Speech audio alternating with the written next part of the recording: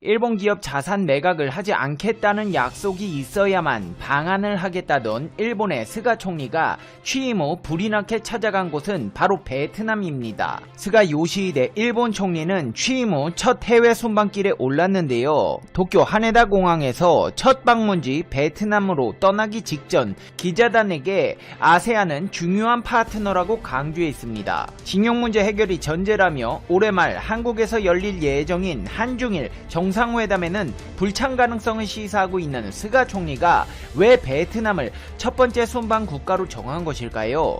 스가의 베트남행에는 다 이유가 있습니다. 무기 팔아먹기 위한 협정 때문입니다. 스가 총리는 이번 순방을 통해 동남 중국해 진출을 강화하는 중국의 앞마당격인 동남아에서 인도태평양 구상 추진을 위한 우군 확보에 전력을 기울일 전망입니다. 베트남과 인도네시아는 아베 신조 전 총리가 2012년 12월 2차 집권 직후인 2013년 1월 처음 순방한 나라이기도 합니다. 아베 정권을 계승한다는 스가 총리는 아베 전 총리의 순방지마저 답습하는 형국입니다.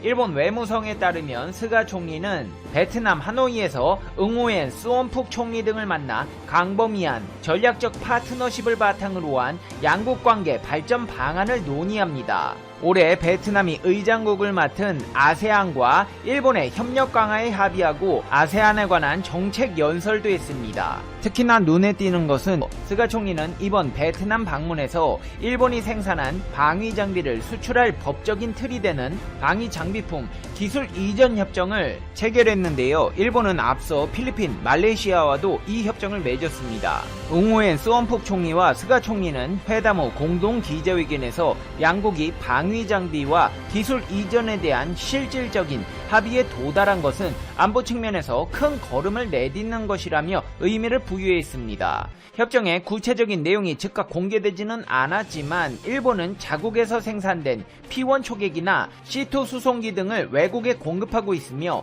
이번 협정 체결을 계기로 베트남의 요청을 바탕으로 수출할 장비를 검토할 계획이라고 밝혔습니다. 그러면서 스가 총리는 남중국해에서의 긴장과 북한의 위협 등 안보 이슈에 대한 협력을 확인했다. 신종 코로나 바이러스 감염증 팬데믹으로 끊긴 여객기 운항을 조속히 재개하고 기업인과 숙련 노동자 등이 14일간의 격리 없이 입국할 수 있는 비즈니스 트랙을 시행하겠다고 밝혔습니다. 응호엔 수원푹 총리도 1970년부터 80년대 북한에 납치된 일본인 송환을 위한 일본 정부의 노력을 지지한다는 입장을 밝혔습니다. 양국의 회담 모두에서의 입장을 들어보면 이번 방위 장비품 기술 이전 협정에 대한 목적을 뚜렷하게 알 수 있는데요. 양국은 해양 진출을 강화하고 있는 중국을 염두에 두고 남중국해의 해양 질서를 지키기 위한 협력을 강화해 나가기로 했습니다. 베트남과 일본이 손을 맞잡고 중국을 정조준해 싸워 나가겠다는 것입니다. 실제로 베트남은 남중국해에서 중국과 영유권 분쟁을 벌이고 있습니다. 최근 들어 베트남은 남중국해, 일본은 센카쿠 열도를 두고 중국과 갈등이 고조되고 있다는 점에서 공감대를 형성했다는 분석인데요. 양국은 경제 분야에서도 협력을 약속했습니다. 지난 7월 기업 주재원과 장기 체류자의 왕래 재개에 합의한 데 이어 사업 목적의 단기 출장도 서로 허용하기로 했습니다. 또 화력발전소 투자 개발에 관한 양해각서도 교환했습니다. 실제로 일본과 베트남의 협력은 시간이 갈수록 긴밀해지고 있는 형국입니다. 사실 코로나가 터지기 전까지만 해도 베트남은 동남아에서 한국계 자본이 일본보다 영향력을 가지고 있던 몇 안 되는 국가 중 하나였습니다. 일찍부터 삼성전자, 신한은행, 효성을 비롯한 기업들이 싹을 뿌린 덕에 곳곳에서 한국어 간판을 볼 수 있고 한국어를 가르치는 대학교도 많았습니다. 일찍부터 동남아의 진출에 확장세를 넓혀오던 일본보다 한국 자본의 파워가 강한 몇 안 되는 나라 중 하나였는데요. 코로나19는 이 모든 상황을 완전히 바꿔놓았습니다. 지난 5월에는 일본을 대표하는 전자업체 파나소닉이 아시아 지역 생산기지 재편 계획에 따라 태국 백색가전 공장을 40년 만에 완전히 철수한다는 발표가 있었는데요. 파나소닉에서는 태국에 있는 설비를 뜯어 베트남으로 이전하겠다고 밝혔습니다. 태국에서는 일본 파나소닉에게 어떻게 우리에게 이럴 수 있는 것이냐, 뒤통수를 때릴 때 때리더라도 예고를 하고 들어와야지 갑자기 이러는 게 어딨냐, 그것도 하필 베트남이라니 정말 해도 너무하다는 입장이었습니다. 태국에서 이렇게 서운한 감정을 드러낸 데에는 다 이유가 있습니다. 태국은 대표적으로 일본 자본이 일찍부터 들어가 털을 잡은 국가입니다. 그만큼 일본에 대한 감정도 우호적이고 일본 색채가 많이 나는 국가입니다. 당시만 하더라도 단순히 인건비 절감 차원인 줄 알았지만 여기에는 좀 더 복합적인 속내가 존재한다는데요. 파나소닉은 최근 파나소닉 베트남을 단순 가전제품 제조업체로 만들지 않을 거란 얘기를 했습니다. 이곳을 포괄적인 의료 솔루션을 제공하는 회사로 만들겠다는 비전을 내놓고 대대적인 기술 개발을 통해 아시아 시장 전체를 이끌어가는 의료 솔루션 관련 전략을 주도하는 전진기지로 삼겠다는 것입니다. 파나소닉뿐 아니라 일본의 의료 화장품 가게 체인 마스모토 기요시 또한 베트남에 오픈식을 갖고 향후 베트남에만 15개의 점포를 추가하겠다고 밝혔습니다.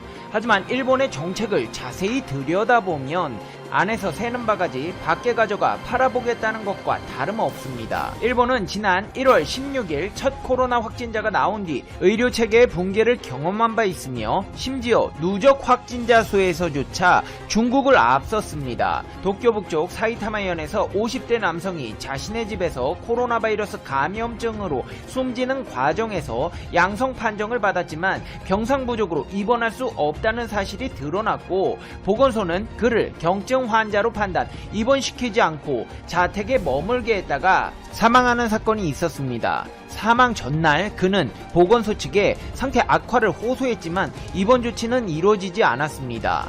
일본은 코로나 중증 환자를 치료하는 집중 치료실 병상수가 턱없이 부족합니다. 일본 전국에 5,709개에 불과합니다. 이용기 기자의 신문에 따르면 독일은 인구 10만 명당 중환자실 병상수가 약 30개이지만 일본은 5개 뿐입니다. 전문의도 없습니다. 일본 집중치료의학회가 인정한 전문의는 1820명 뿐이어서 의사들의 부담은 갈수록 커지고 있습니다. 일본 정부가 그동안 경제 활성화에만 집중한 나머지 팬데믹 예방 조치에 소홀했다는 지적이 나오고 있고 일본인들은 자국의 의료 시스템에 신뢰를 잃은 지 오래입니다. 이런 와중에 일본 정부가 원격 진료를 상시 전면 허용하는 방안을 추진하고 있는데요. 원격 진료, 즉 온라인 진료는 원래 초진에서 원칙적으로 대면 진료하는 것을 조건으로 낙도에 사는 환자 등에 한해 허용해 왔습니다. 근데 좀만 생각해봐도 이상한 점을 찾을 수 있습니다. 온라인 진료는 세계 최고의 디지털 강국 한국에서조차 시기상조로 여겨져 아직 시행되고 있지 않습니다. 아직도 도장 쓰는 나라에서 온라인 진료를 한다고 하니 덧셈 뺄셈도 못하는 초등학생이 미본 적분하겠다며 달려들고 있는 것과 다를 바 없는 것입니다. 일본 의사협회에서도 어린이의 경우 증상을 말로 표현하지 못하는 경우가 많아 진료의 정확성에 확신을 갖기 어렵다고 하는데요.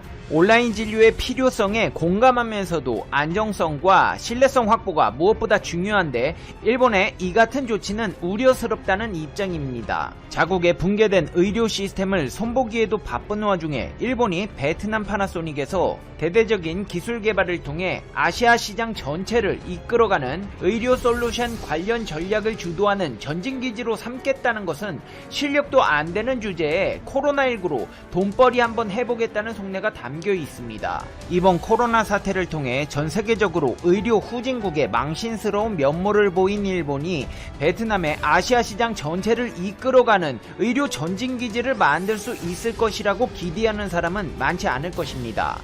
의료 분야를 제외하더라도 다른 경제 분야에서조차 일본의 베트남 진출은 썩 좋은 선택이 아닌 것으로 보이는데요. 그 이유는 바로 한국 때문입니다. 양국과의 국민 감정과는 별개로 베트남에서 떨치고 있는 한국 기업들의 기세는 하늘 높은 줄 모르고 올라가고 있는데요. 이미 베트남의 핸드폰과 자동차 시장은 한국이 장악했습니다. 베트남이 참 박쥐 같은 국가라고 생각할 수밖에 없는 이유는 한 손으로는 일본을 잡고 한 손에는 한국의 기업들에게 도와달라며 투자를 권장하고 있다는 사실에서 알 수 있는데요. 베트남 총리는 삼성에게 베트남 투자 확대, 삼성의 베트남 사업 전략 등에 대해 논의하고 삼성의 성공은 곧 베트남의 성공이다. 베트남이 모든 측면에서 삼성의 세계 최대 전략 생산 거점이 되게 해달라고 요청했습니다. 실제로 베트남 법인의 스마트폰 연간 생산량은 1억 5천만 대로 삼성 전체 생산량의 절반 이상을 책임지고 있습니다. 일본의 반도체 소재 업체 도쿄 오타공업이 자국 정부의 수출 규제를 피해 포토레지스트를 국내에서 본격 생산하기 시작했다. 포토레지스트는 반도체 원판에 빛을 쏘여 샬로를 그리는 노광 공정에 앞서 바르는 액체로 극저외 선용 PR는 일본 정부가 지난해 7월부터 한국 수출을 규제한 품목 중 하나다. 이일 반도체 업계에 따르면 탁구는 인천 송도에 있는 삼성물산과의 합작법인에서 UV용 PR을 생산하고 있다. 탁구는 안정적인 공급망을 원하는 삼성전자를 위해 한국 생산을 늘리는 것으로 파악됐다. 탁구는 일본 정부의 수출 규제 이전에도 자국에서 원재료를 들여와 송도 공장에서 포토레지스트 완제품을 소량 생산했지만 최근에는 UV용 제품까지 양산에 들어간 것으로 알려졌다. 현재 삼성전자는 7나노미터 이하 파운드리 공정에서 UV를 쓰고 있다. UV는 기존의 반도체 노광 공정에 쓰였던 불화르곤 대비 빛의 파장이 14분의 1 수준이어서 패턴을 보다 세밀하게 새길 수 있는 장점이 있다. 올 2월에는 이재용 삼성전자 부회장이 UV 파운드리 전용 라인을 찾아 현장 점검에 나서기도 했다. 삼성전자는 파운드리뿐 아니라 디램 반도체 생산에도 UV를 적용해 규모의 경제를 구현할 계획이다. 익명을 요구한 반도체 업체 관계자는 삼성전자가 시스템 반도체와 메모리 반도체 모두 UV 공정을 택하면서 포토레지스트가 대량으로 필요하게 됐고, 이에 따라 탁도 대형 고객을 잃지 않기 위해 한국 생산 비중을 높이고 있다고 말했다. 탁의 결정에는 미국 듀폰이 올 1월 충남 천안에 UV용 포토레지스트 공장을 짓겠다고 발표한 것도 영향을 주었다고 한다. 일본 정부의 수출 규제 직후만 하더라도 삼성전자는 포토레지스트 조달에 어려움을 겪었다.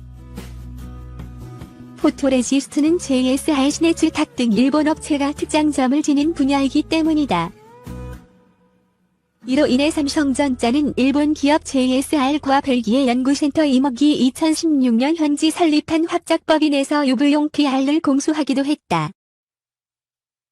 무역협회에 따르면 올 1물결 5월 한국에 수입된 포토레지스트 가운데 벨기에산 비중은 5.8%까지 상승했다.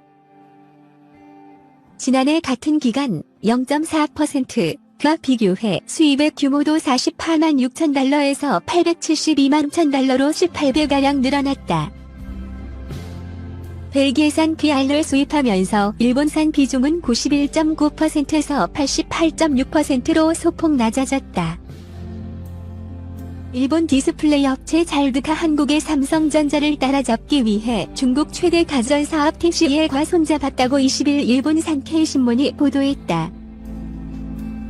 신문은 이날 잘드가 기술 유출 우려에도 지난 6월 중국 TCL과 자본 업무 제휴 협력을 발표한 것은 삼성전자의 아성을 무너뜨릴 수 있는 마지막 기회라는 생각 때문이라고 지적했다. 잘드는 일본 경제산업성 주도로 소니파나소닉의 알드 개발 부분을 분리통합해 2015년 설립한 회사다. 그런데 지난 6월 중국 가전업체인 TCL 산하 디스플레이 제조사 화신광전 기술으로부터 200억엔, 약 2,200억 원 상당의 자금 지원을 받는 대가로 지분 10.76%를 넘겨주기로 했다. 이에 대해 신문은 세계 디스플레이 패널 시장이 중요한 전환점을 맞이했기 때문이라고 분석했다. 산케이는 삼성전자와 LG 디스플레이가 각각 TV용 대형 핵정 패널 생산을 중단하고 독자적인 신형 알드 패널 개발 생산에 집중할 계획이라며, 잘드가 뛰어난 기술을 갖고 있어도 양산 투자에서 뒤처지면 승기를 잃을 우려가 있어 TCL과의 자본 업무 제외를 결정한 것이라고 말했다. 신문은 일본의 전기산업은 1990년대까지 반도체와 액정 패널에서 세계 톱 그룹을 달리고 있었지만 삼성 등 한국의 재벌 기업들의 설비 투자 경쟁에 지면서 히타치 제작소와 넥 등이 차례로 사업 자체를 포기하게 된 쓰라린 경험이 있다고 지적했다. 그러면서 똑같은 전철을 밟지 않기 위해 잘드가 선택한 것은 자금력이 있는 다른 기업과의 제휴로 거액의 투자 리스크를 피하는 것이라며 한국 세력에 대항하기 위해 그 라이벌인 중국 기업과 손을 잡는 선택이다고 해석했다. TCL은 삼성, LG, 윤 세계 TV 시장 점유율 3위 업체다. 이어 한국 업체들을 뒤쫓는 잘드의 중국의 거대 TV 시장 확보란 측면에서도 TCL은 좋은 제휴처가 될 것으로 판단했다고 전하기도 했다. 신문은 우선 잘드로 뭉친 중일 연합이 삼성이 얄드 배너 기술 특허를 침해했다며 미국 텍사스 서부지방 법원과 독일 맨하임 법원 등의 특허 침해 소송을 제기하고 나섰다고 밝혔다. 그러면서 승리의 길을 쥐인 것은 결국 애플이라며 애플이 잘드를 선택하면 TV용을 포함한 사업 전개에 큰 탄력을 받을 것이라고 내다봤다. 전기차 배터리 전문업체 삼성스디가 전고체 배터리 상용화 시점을 2027년으로 예상했다. 전고체 배터리는 현재 널리 쓰이는 리튬이온 배터리보다 안정성이 높고 용량이 큰 게 장점으로 꼽힌다. 이재용 삼성전자 부회장과 정의선 현대자동차 수석 부회장도 지난 5월 삼성스디 천안 사업장에서 만나 전고체 배터리 개발 상황 등에 대해 논의한 것으로 알려졌다.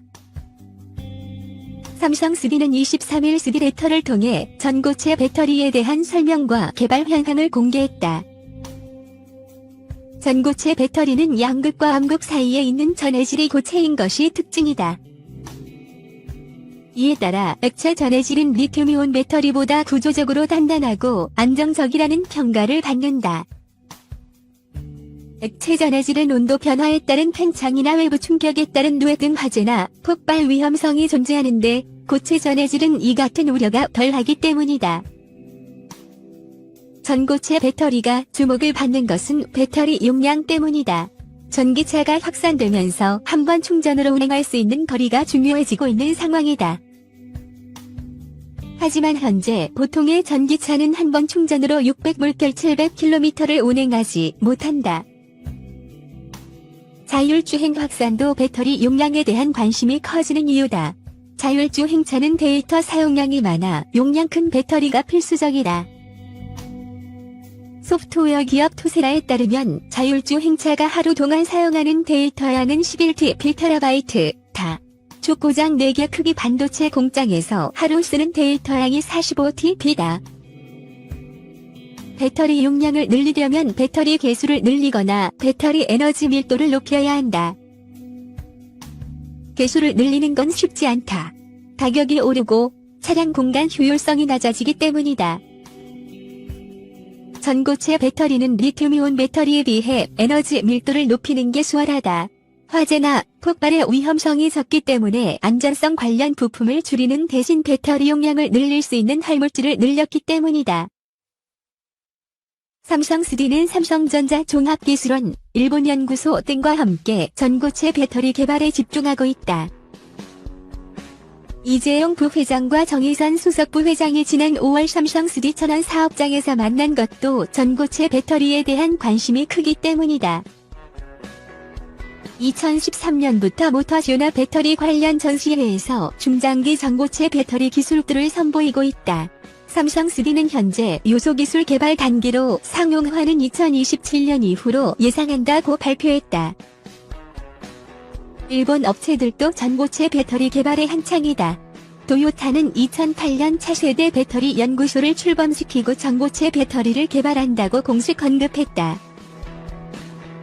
독일 폭스바겐과 BMW도 2025 물결 2026년께 전고체 배터리를 탑재한 전기차를 출시할 계획이다.